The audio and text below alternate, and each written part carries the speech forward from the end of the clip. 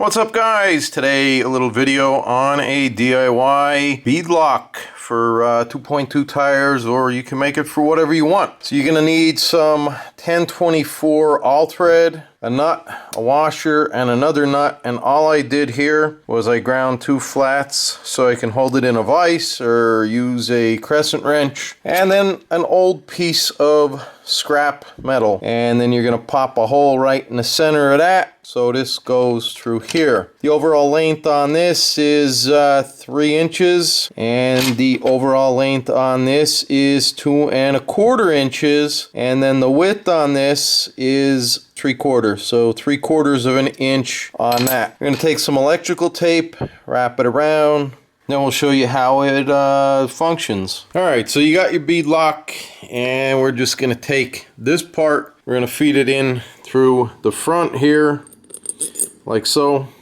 The nut fits down there, and then we're gonna take this part here and just place it over here. So then you put your washer on and your nut. When you have this tightened down, you're not looking to meet the front side to the back side. You're gonna have maybe 1/8 of an inch, and just to get the screw started.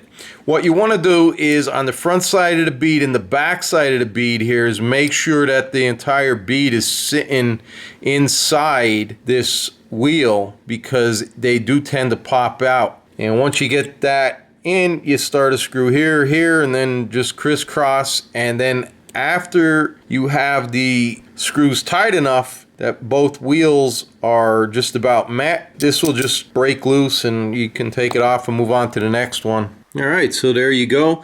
That's what she looks like. The other thing I want to say is I would be very cautious if you're using blue thread locker or any kind of locker on these rear screws, the hub screws, or these. I've already used some blue stuff, and by all means it's stuck, and these heads aren't that big, and I stripped them out. Your choice, but be warned that if you need to get these out for any reason, you're not going to.